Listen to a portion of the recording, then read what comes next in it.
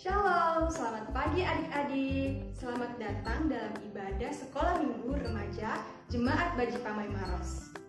Bersyukur kepada Tuhan karena kita boleh berjumpa kembali untuk melaksanakan ibadah di pagi hari ini. Namun sebelum melaksanakan ibadah, kakak mau bertanya, apakah kita sudah menyiapkan hati dan pikiran kita? Lalu, apakah kita sudah menyiapkan Alkitab? Kakak yakin adik-adik di rumah pasti sudah siap untuk mengikuti ibadah pada saat ini. Untuk itu, mengawali ibadah kita pada pagi hari ini, kakak mengajak adik-adik untuk bangkit berdiri. Mari kita memuliakan Tuhan dengan pujian Allahku besar.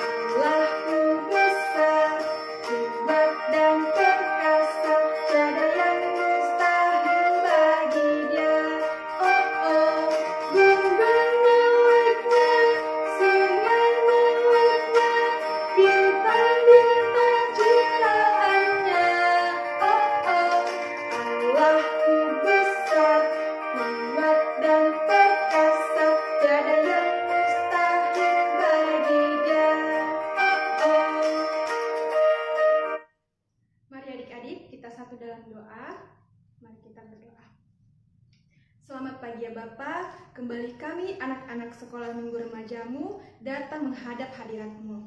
Meskipun kami masih beribadah di rumah ya Tuhan, namun biarlah hal itu tidak mengurangi sukacita iman kami untuk memuji memuliakan nama-Mu.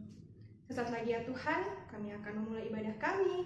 Tuhan, hadirkanlah kuasa Roh-Mu yang kudus dalam hati pikiran kami, agar seluruh hati pikiran kami ini hanya tertuju untuk memuliakan Dikau. Terima kasih ya Tuhan, kami berdoa di dalam nama Bapa, Anak, dan Roh Kudus. Amin. Sebentar lagi kita akan masuk dalam pemberitaan firman Tuhan. Kakak mau ajak adik-adik untuk memuliakan Tuhan dengan pujian Firman Tuhan ku dengar.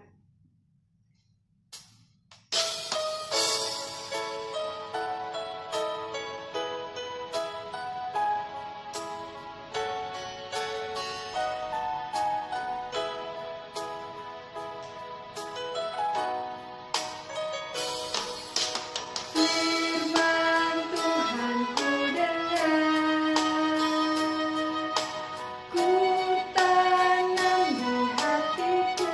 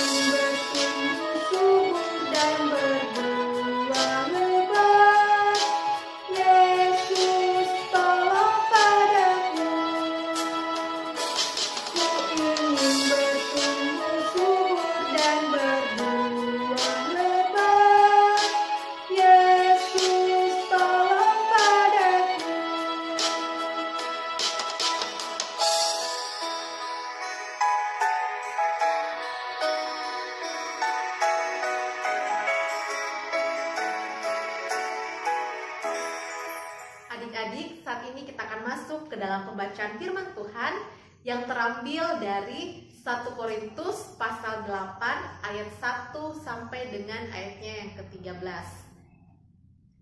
1 Korintus pasal 8 ayat 1 sampai dengan ayatnya yang ke-13.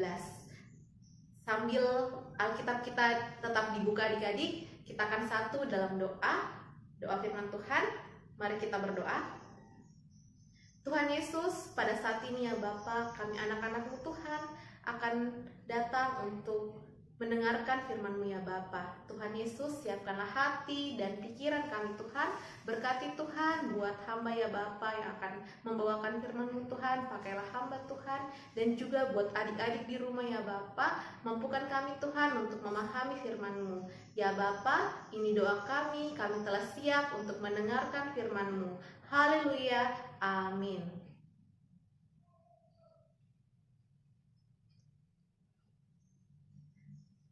Adik-adik, pembacaan pada hari ini terambil dari 1 Korintus pasal 8 ayat 1 sampai dengan ayatnya yang ke-13. Kakak ulang lagi dari 1 Korintus pasal 8 ayat 1 sampai ayatnya yang ke-13. Oleh Lembaga Alkitab Indonesia diberi judul tentang persembahan berhala. Ayat 1, tentang daging persembahan berhala kita tahu. Kita semua mempunyai pengetahuan. Pengetahuan yang demikian membuat orang menjadi sombong, tetapi kasih membangun. Ayat 2, jika ada seorang menyangka bahwa ia mempunyai sesuatu pengetahuan, maka ia belum juga mencapai pengetahuan sebagaimana yang harus dicapainya. Ayat 3, tetapi orang yang mengasihi Allah, ia dikenal oleh Allah. Ayat 4, tentang hal makan daging persembahan berhala kita tahu. Tidak ada berhala di dunia, dan tidak ada Allah lain daripada Allah yang esa.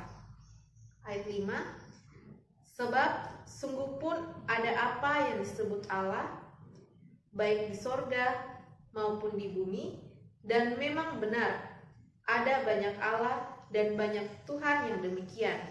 Ayat 6, namun bagi kita hanya ada satu Allah saja, yaitu Bapa, yang daripadanya berasal segala sesuatu dan yang untuk Dia kita hidup, dan satu Tuhan saja, yaitu Yesus Kristus, yang olehnya segala sesuatu telah dijadikan dan yang karena Dia kita hidup.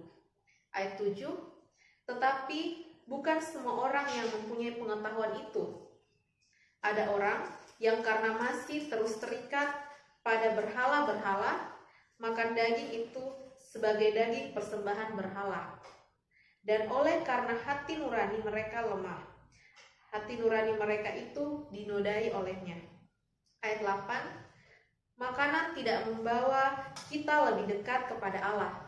Kita tidak rugi apa-apa kalau tidak kita makan, dan kita tidak untung apa-apa kalau kita makan. Ayat 9, tetapi jagalah supaya kebebasanmu ini jangan menjadi batu sandungan bagi mereka yang lemah. Ayat 10, karena apabila orang melihat engkau yang mempunyai pengetahuan sedang duduk makan di dalam kuil berhala, bukankah orang yang lemah hati nuraninya itu dikuatkan untuk makan daging persembahan berhala? Ayat 11, dengan jalan demikian orang yang lemah, yaitu saudaramu, yang untuknya Kristus telah mati, menjadi binasa karena pengetahuanmu itu. Karena pengetahuanmu. Ayat 12, jika engkau secara demikian berdosa terhadap saudara-saudaramu dan melukai hati nurani mereka yang lemah, engkau pada hakikatnya berdosa terhadap Kristus.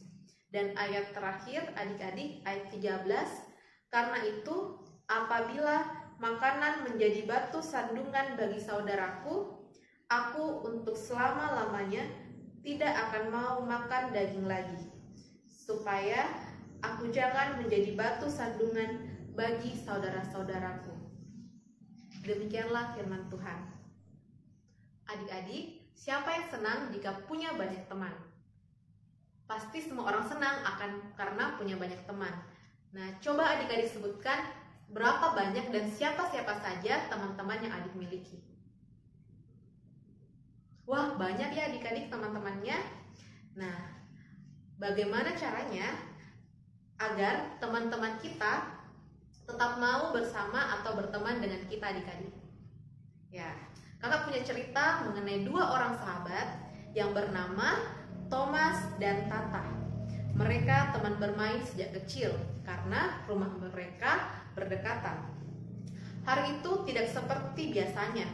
Tata berjalan kaki ke rumah Thomas. Wajahnya begitu sedih, begitu murung. Thomas yang melihat sahabatnya menjadi penasaran dan bertanya, "Hai Tata, tumben tidak naik sepeda dan kenapa ya mukamu juga cemberut begitu?" Kata Tata, saya lagi sedih Thomas, sepedaku rusak. Kemarin sudah coba diperbaiki oleh ayah saya, tapi karena sepeda itu sudah terlalu tua, jadinya meskipun diperbaiki tetap akan rusak lagi. Oh iya Tata, kebetulan saya dapat info dari Pak RT kalau di kelurahan ada lomba lari minggu depan. Terus hadiahnya untuk juara 1 dapat sepeda, kata Thomas.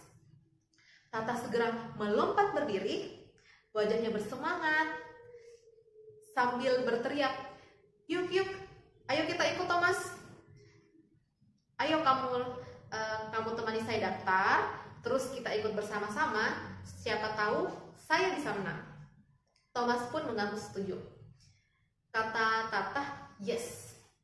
Makasih ya Thomas, kamu memang sahabat terbaikku. Ayo kita berlatih lagi, biar kita bisa bersaing saat lomba nanti," kata Tata. Lalu Thomas menjawab, "Siap, mulai nanti sore ya."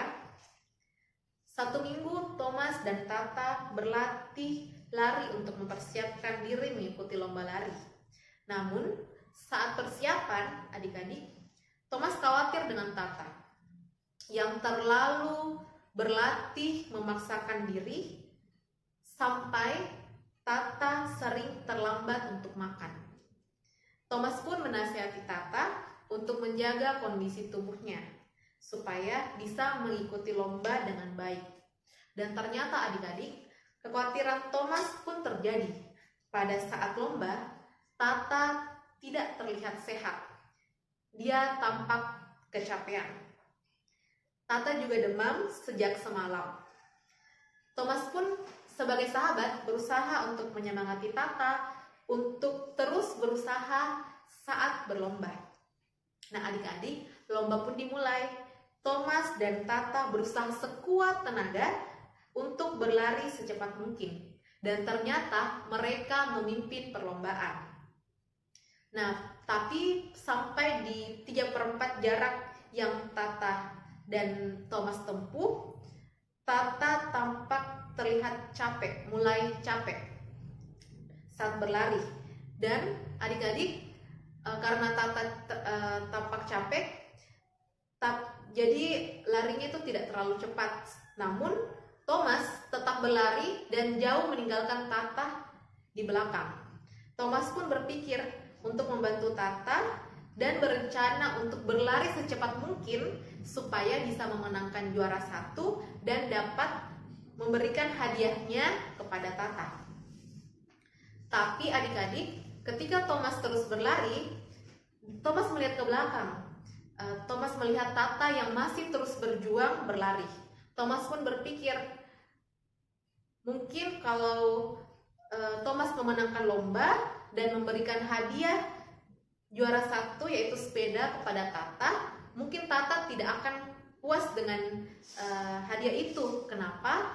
Karena Tata sungguh berlatih dan berjuang supaya bisa memenangkan lomba itu. Nah, maka Thomas pun mengubah rencananya adik-adik. Ia memelankan kecepatannya dia berlari dengan kecepatan yang pelan, dan mencoba terlihat kelelahan. Nah, terus Thomas berlari di samping Tata untuk memberikan semangat kepada Tata, sehingga Tata pun kembali semangat dan terus berlari mengejar waktu. Nah, ketika hampir sampai di garis finish adik-adik, Thomas sengaja menahan larinya, sedangkan Tata mempercepat langkahnya menuju garis finish. Nah, akhirnya Tata pun berhasil memenangkan lomba lari itu dan mendapatkan hadiah sepeda. Nah, Thomas pun sebagai sahabat ikut senang adik-adik dan bangga atas kemenangan Tata. Thomas tahu bahwa Tata sungguh pantas dan layak untuk mendapatkan hadiah itu. Nah, adik-adik, seperti cerita Thomas dan Tata, Thomas mengalah kepada Tata bukan berarti ia kalah, tetapi Thomas tahu bahwa Tata benar-benar membutuhkan hadiah itu, yaitu sepeda. Dan Tata juga sudah berlatih dengan giat adik-adik. Nah, adik-adik, mengalah itu bukan berarti kita kalah, tetapi mengalah berarti kita belajar untuk memahami orang lain, supaya semua dapat merasakan sukacita.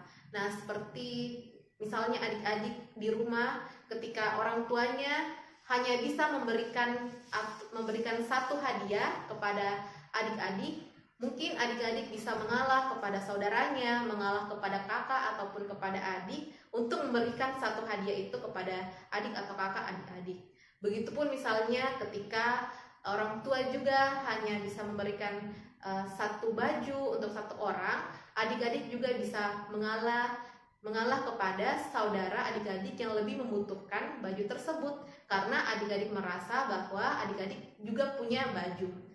Nah, untuk itu adik-adik, seperti yang telah kita baca pembacaan dari 1 Korintus tadi, pasal 8 ayat 1-3, Rasul Paulus mengajarkan kita untuk memahami orang lain, untuk mengerti keadaan atau kondisi orang lain yang lebih membutuhkan daripada kita.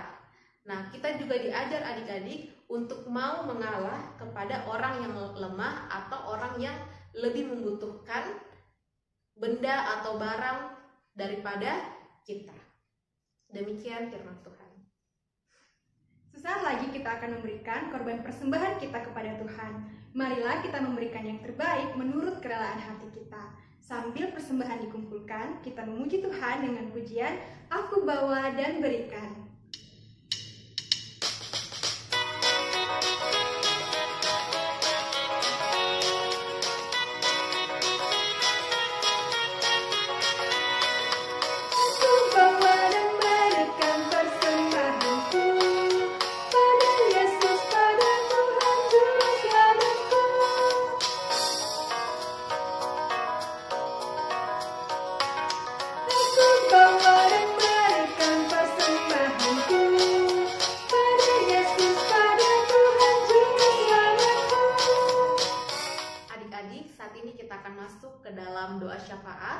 Di dalam doa syafaat kita akan mendoakan persembahan dan diakhiri dengan doa Bapa kami.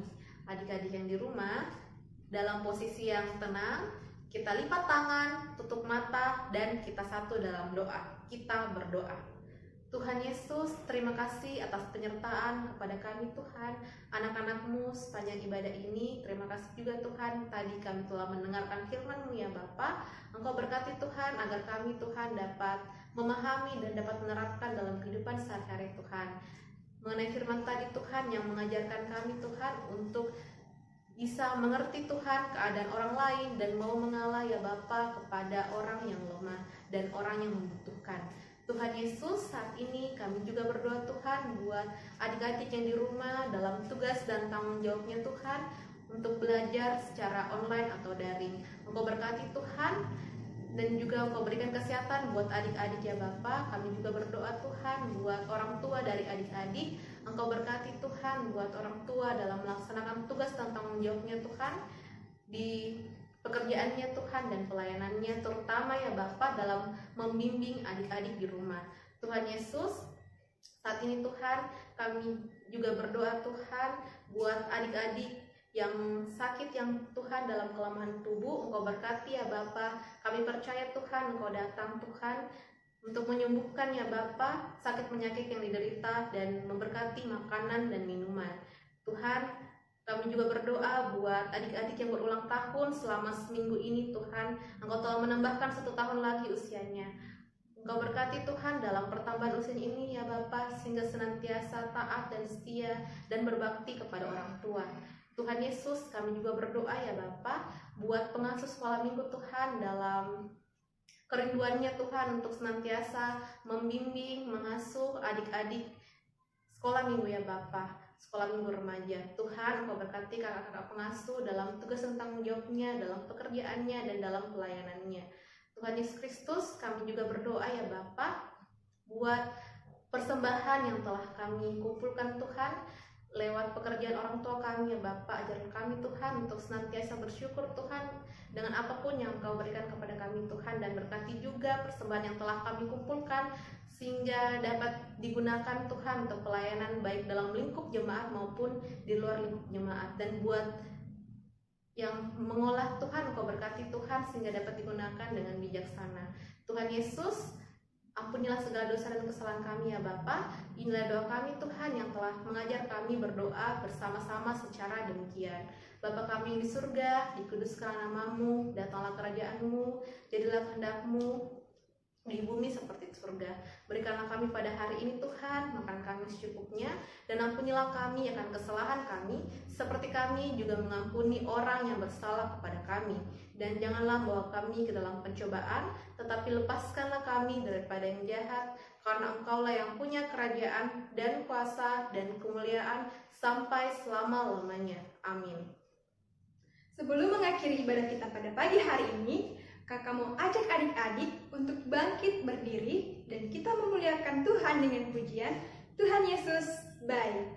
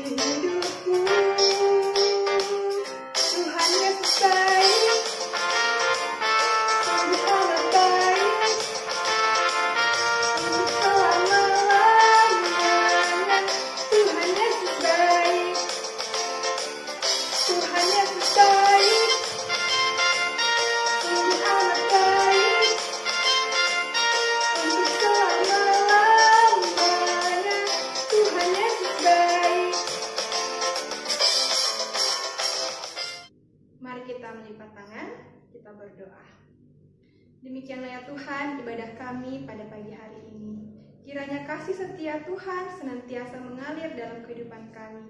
Dimanapun kami berada ya Tuhan, kiranya Tuhan senantiasa menuntun menyertai kami. Terima kasih Tuhan, hanya kepadamu kami mengucap syukur dan berserah.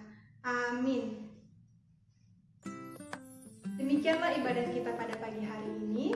Tetaplah bersukacita dalam segala hal. Dan selamat hari Minggu, sampai jumpa di minggu berikutnya.